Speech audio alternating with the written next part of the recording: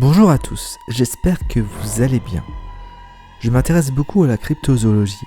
Vous savez, c'est l'étude des animaux inconnus ou mystérieux, comme le monstre du Loch Ness, le Yeti, ou plus récemment le Dogman, qui fait beaucoup parler de lui.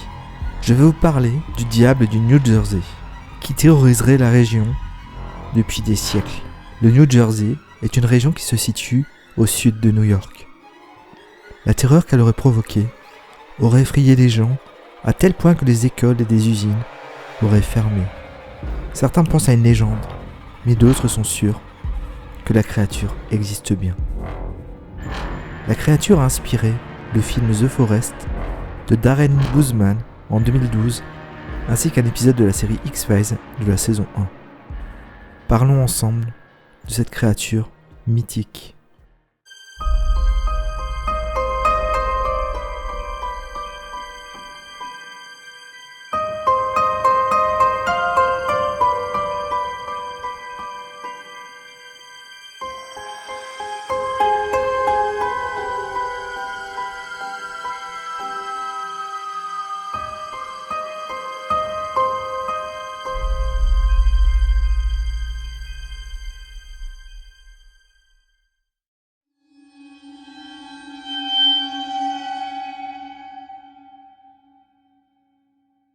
Tout commence au début du XVIIIe siècle. Madame Deborah Leeds vit à Pin Barrens. C'est un endroit avec de vastes forêts, du sol sableux et des marais au sud du New Jersey. C'est un lieu que les tribus de Lenape, qui sont des tribus indiennes, appelaient Popozing, qui est aussi appelé le lieu du dragon. Deborah y vivait avec ses 12 enfants et avait une vie plutôt miséreuse. Mais en 1735, elle découvre qu'elle est à nouveau enceinte et se plaigna autour d'elle d'avoir encore une grossesse. Elle déclara que le diable pouvait lui prendre si elle le voulait. Et le jour où elle donna naissance à son enfant, elle découvrit avec frayeur qu'il n'avait rien d'humain. Le bébé aurait une tête en forme de cheval, un corps de reptile, des ailes qui ressemblent à celles des chauves-souris et une longue queue fourchue. Il était effrayant. L'enfant se mit à grogner, faisant trembler les murs de la maison, puis grandit et s'envola par la cheminée. Des villageois l'auraient vu voler au-dessus d'eux et disparaître dans le ciel. Des rumeurs commencèrent alors à circuler. On raconte qu'une effrayante créature rôderait dans le sud du New Jersey, terrifiant tous les habitants de la région. Même les personnes les plus sceptiques n'osaient plus sortir de chez eux à la nuit tombée.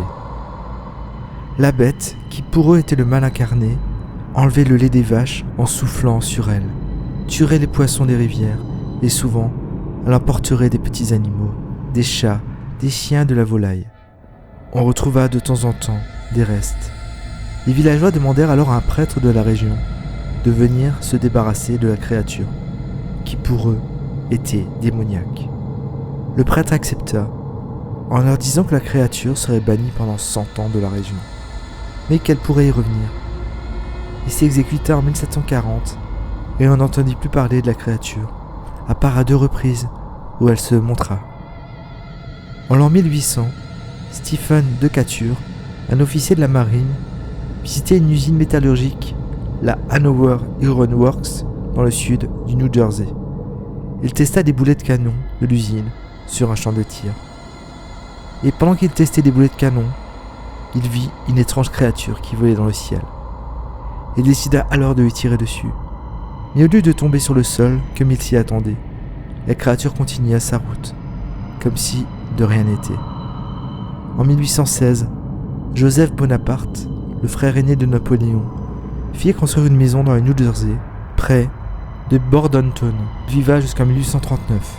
Il raconte qu'un jour, où il s'adonnait à une de ses passions qui est la chasse, il aperçut une créature dans le Pin Barrens, la fameuse région de la légende.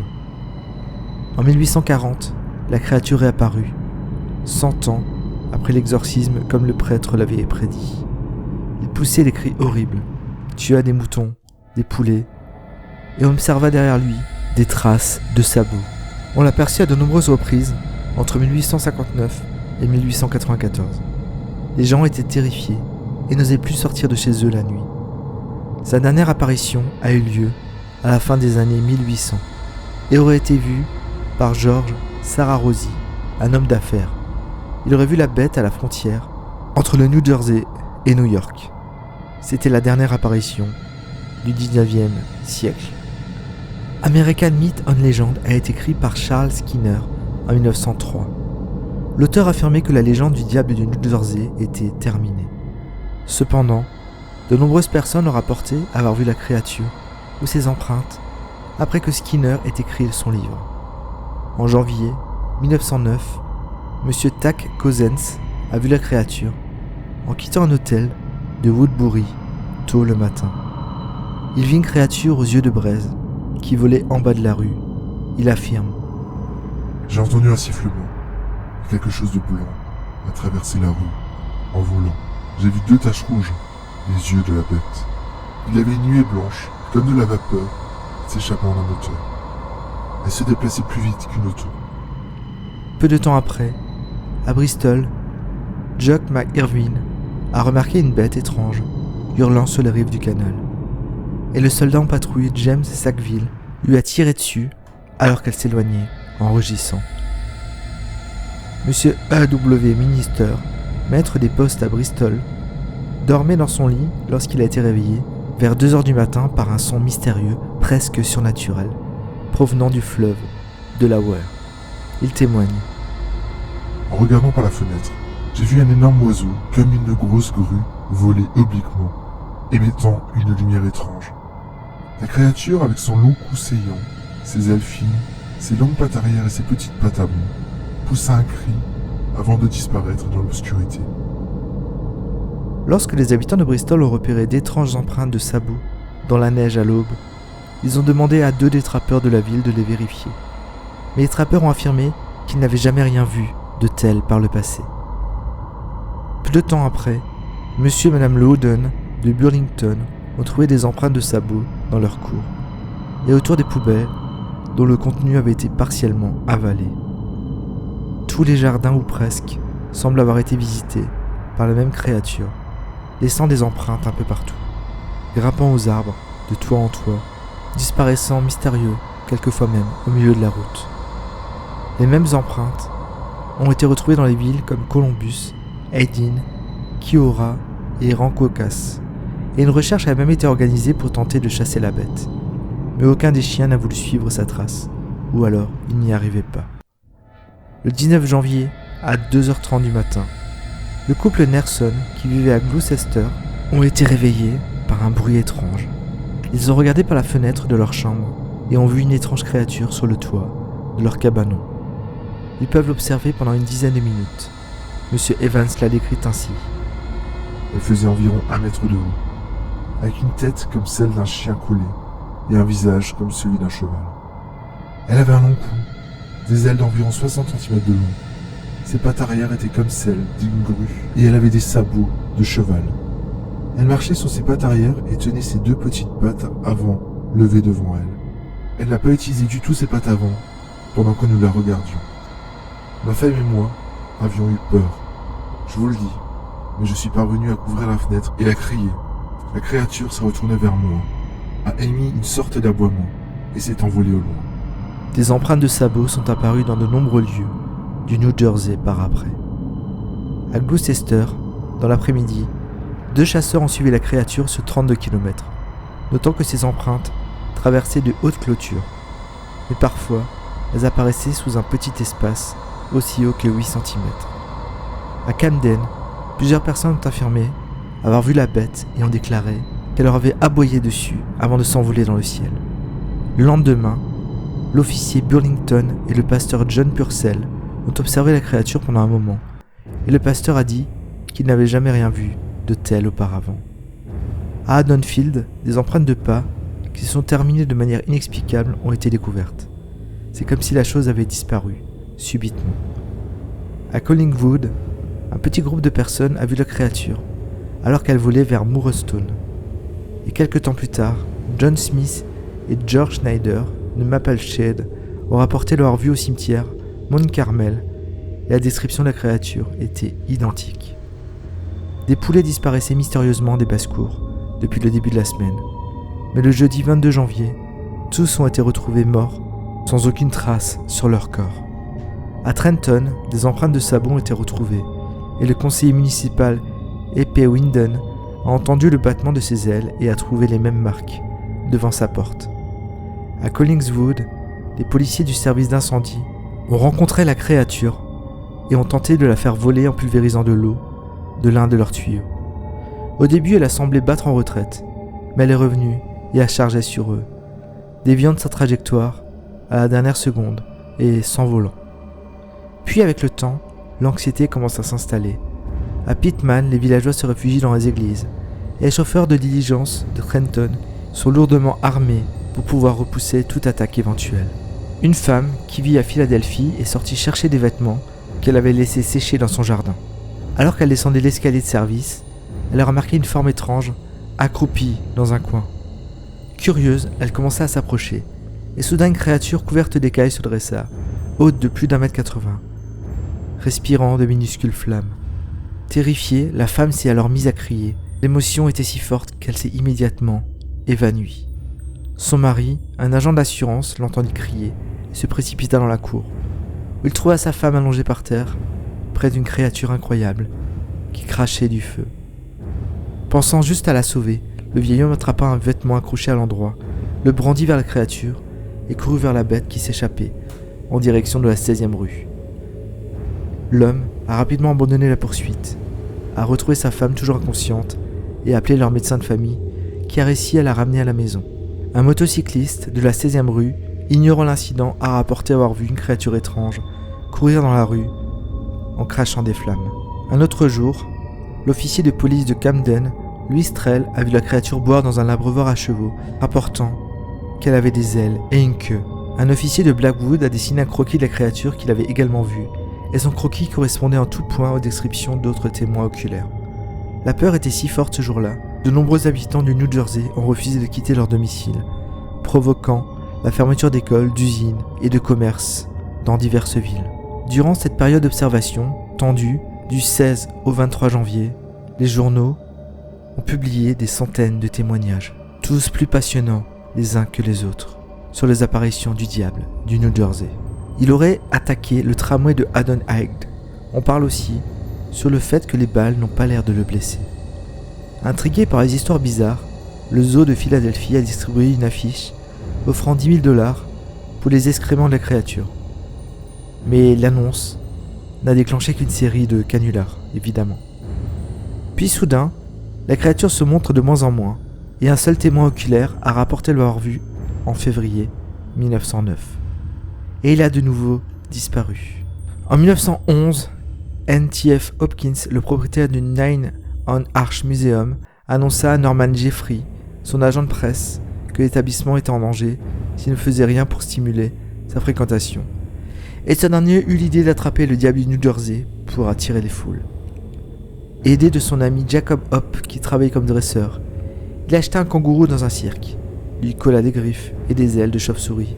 Puis il annonça dans les journaux qu'un monstre avec de longues pattes arrière, des membres antérieurs courts, une queue, des cornes sur la tête et de petites ailes, avait été capturé par un agriculteur après une terrible lutte et qu'il serait bientôt exposé au musée.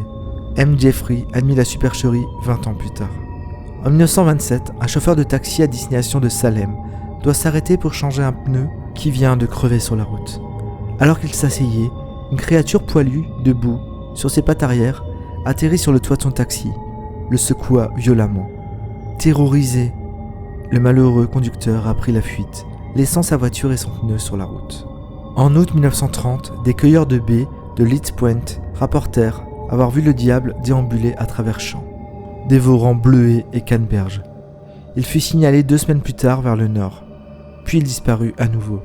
En 1936, les cris caractéristiques du diable de New Jersey furent entendus dans les bois près de Woodstone. En novembre 1951, des enfants infirmières avaient été acculés par le diable, qui avait ensuite bondi sans blesser personne, à Gibbston. Leurs propos furent ensuite confirmés par les observations de nombreux témoins qui pendant 2 jours rapportèrent avoir vu la créature dans les environs. En 1953, Philip Smith, qui était connu comme un homme sobre et honnête, vit le diable du New Jersey marcher dans la rue. En 1961, 2 couples venaient de garer leur voiture près de Miles Landing lorsqu'ils ont été surpris par des cris étranges. Ils ont cherché longtemps et soudain, quelque chose est tombé sur le toit de leur voiture, faisant s'enfoncer le toit. Ils ont fui la voiture. Au bout d'un moment, quand ils ont osé revenir, ils ont de nouveau entendu le cri étrange. Puis une créature est apparue et a volé près des bois, arrachant un gros morceau d'écorce lorsqu'elle a atterri et a couru dans la forêt. Craignant que tous les chasseurs de pays ne se précipitent pour essayer de tuer la bête, les autorités locales ont décidé d'épingler partout des pancartes déclarant que le diable du New Jersey était un canular. Malheureusement, l'annonce n'a convaincu personne, et des hordes de curieux, tous voulant voir la créature, se sont précipités sur les lieux. Harry Hunt, propriétaire de Hunt Brothers Circus, a offert $100,000 pour capturer le monstre pour son cirque, mais en vain. En 1966, la créature a visité une ferme et a tué 31 canards, 3 oies, 4 chats et 2 chiens, dont un berger allemand l'a retrouvé avec la gorge tranchée. En 1981, un couple a fait la rencontre de la créature près du lac Hudson à Atlantique. En 1987, à Winland, un berger allemand particulièrement agressif est retrouvé mort. Son corps, à 8 mètres des chaînes qui le liaient, avait été lacéré et dévoré. Tout autour de lui, il y avait des empreintes de pas que personne ne pouvait distinguer. En 1972, Madame Marie Ritzer a vécu une expérience qui la hante encore des années plus tard.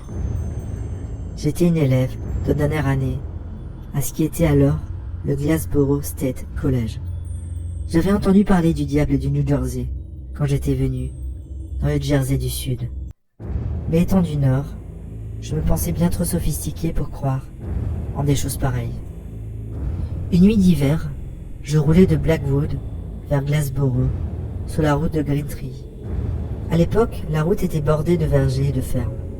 Il y avait quelques maisons, mais ça n'était pas encore très développé. J'étais complètement sobre et éveillé quand j'ai aperçu quelque chose dans mon rétroviseur. Curieuse de savoir ce que ça pouvait être, j'ai ralenti pour jeter un coup d'œil. Il faisait sombre, mais grâce à la lune, je n'ai eu aucune difficulté à discerner la silhouette d'une créature traversée d'un côté à l'autre de la route à environ 7 mètres derrière ma voiture. La silhouette était bien plus grande que celle d'un homme. Elle avait des hanches épaisses, semblables à une chèvre, qui supportait un torse presque humain et une grosse tête laineuse. Elle se déplaçait sans cesse et ne semblait nullement dérangée par ma présence. Je ne me suis pas attardé assez longtemps pour en voir beaucoup plus. J'ai appuyé sur l'accélérateur et j'ai foncé jusqu'à Mansion Park, où se trouvait mon appartement. J'étais tellement terrifié que j'ai dormi le reste de la nuit dans la voiture, refusant de sortir dans cette obscurité d'où avait surgi la créature. Depuis ce jour, jamais je ne suis retourné sur la route de Green Tree, que ce soit de jour ou de nuit. Et j'ai encore la chair de poule en pensant à cette nuit d'hiver, et il y a si longtemps. En 1980, le chef des gardes forestiers de 120 State Forest, Alan McFarlane, a visité la ferme d'un fermier près de Jenkins, l'appelant parce qu'il avait trouvé 4 de ses cochons morts près de leurs auges. Quand il est arrivé, il a découvert que l'arrière de leur tête avait été mangé et que leur cœur était couvert d'égratignures, même pour une raison quelconque. Il n'y avait aucune trace de sang sur le sol et aucune empreinte de pas. En 1993, un garde forestier du nom de John Owen conduisait au bord de la rivière, au sud de Muluka, lorsqu'il a soudainement vu le diable de Jersey debout au milieu de la route, la bloquant. Il était d'environ 1,80 m de haut, avec une corne sur le front et un corps couvert d'une couche de fourrure noire foncée. L'homme et la bête se regardèrent pendant quelques minutes, et soudain la créature se retourna et commença à courir, disparaissant dans les bois. Une nuit d'hiver en 2004, Lauryn et son fils Glenn, alors âgé de 10 ans, venaient tout juste de sortir pour allumer les lumières de Noël qu'ils avaient installées à l'extérieur. Soudain, le petit garçon s'est figé. Suivant sa ligne de mire, Laurie remarqua une chose énorme et les observer depuis la lisière de la forêt. Avec un museau étrange, 2 petites cornes sur le front bombé, de grands yeux brillants et des ailes, cette créature était effrayante. Terrifiés, Laurie et son fils ont commencé à courir vers la maison, la bête les pourchassant, leur laissant suffisamment de temps pour se cacher à l'intérieur, avant de refermer précipitamment la porte derrière eux. Pendant des heures, ils l'avaient entendu errer au-dessus de leur tête, grattant les tuiles. Mais le lendemain matin, lorsque Laurie sortit pour inspecter le toit, la créature avait disparu, laissant de nombreuses empreintes de pas dans la neige. La jeune femme s'empressa de prendre des photos des traces et apporta les photos aux rangers. Le ranger s'est tourné vers elle et lui a dit très sérieusement qu'elle avait vu le diable du New Jersey. Bien que les témoignages de la créature soient rares de nos jours, les marcheurs racontent encore des histoires bizarres, de cris inhumains, de traques à travers les forêts et de bêtes infernales aux yeux de feu. Apparemment, de nombreux farceurs se sont inspirés de cette légende et publient régulièrement de nouvelles photos qui montrent soi-disant le diable du New Jersey. Mais elles sont plus ridicules qu'autre chose. En voici un exemple, avec cette vidéo qui avait fait le buzz sur internet.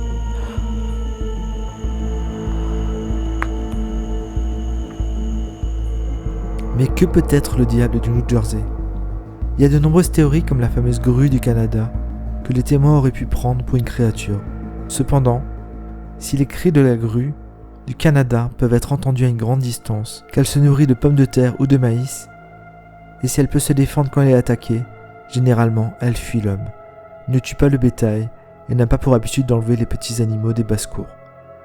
Malgré toutes ces contradictions, la théorie de la grue du Canada, qui habitait autrefois le New Jersey, mais qui en a été chassée par la civilisation, reste la théorie la plus prisée, et un grand nombre de sceptiques s'accordent à dire que les différents observateurs, qu'ils soient policiers, pompiers ou anonymes, ont pris l'oiseau pour le fameux diable du New Jersey. D'ailleurs, si vous connaissez l'histoire du Mothman également, la théorie d'une chouette avait été privilégiée pour expliquer les apparitions. Certains scientifiques pensent qu'il peut s'agir d'un animal mutant comme un cerf qui n'aurait pas encore été découvert. Parfois, lorsqu'il est attaqué, le cerf se dresse sur ses pattes arrière et les témoins épouvantés voient dans l'obscurité cette silhouette cornue se dressant. Ils pourraient alors en conclure à la présence d'un ennemi. C'est une théorie assez intéressante également. Un professeur, le Dr Bralop, qui étudiait un certain nombre de phénomènes inexpliqués, pensait que les empreintes avaient été faites par un animal préhistorique de la période du Jurassique, qui aurait survécu en se réfugiant dans une caverne souterraine.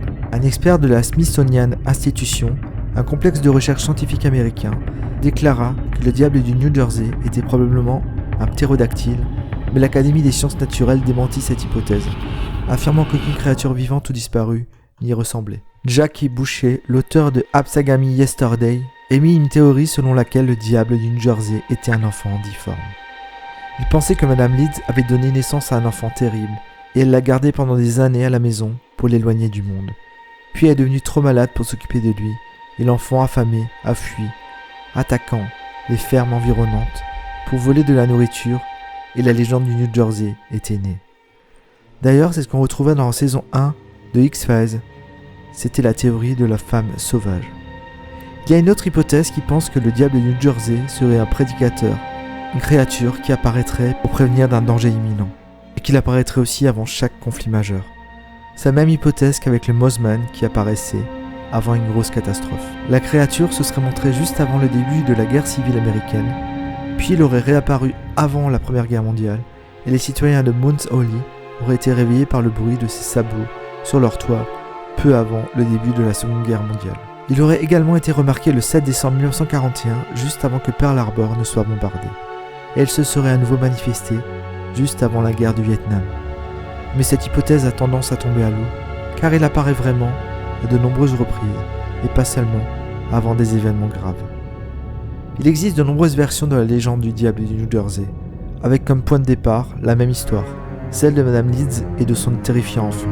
Certains qui croyaient que l'histoire reflétait une certaine vérité donnaient à la créature une origine surnaturelle, et soupçonnaient même qu'il s'agissait de l'enfant du diable. Ils citent son extraordinaire longévité et sa résistance aux balles comme preuve, notamment lorsque le commodore Decatur lui a tiré dessus. Les boulets de canon ont traversé son corps et n'ont eu aucun effet sur lui. Ils ont également rapporté qu'en 1909, un pisteur marchant au bord de la voie ferrée a vu le diable du New Jersey s'emmêler dans les câbles au-dessus des rails. Une violente explosion se serait fait sentir, faisant fondre les rails sur 6 mètres dans les deux sens, mais aucun corps n'a été retrouvé, et la créature a pu être observée volant dans les airs peu de temps après, apparemment indemne. Il est dur de se faire une idée sur le diable du New Jersey, ces récits se mêlant souvent à des légendes et du folklore. Les nombreux témoignages ont peut-être également été déformés avec le temps.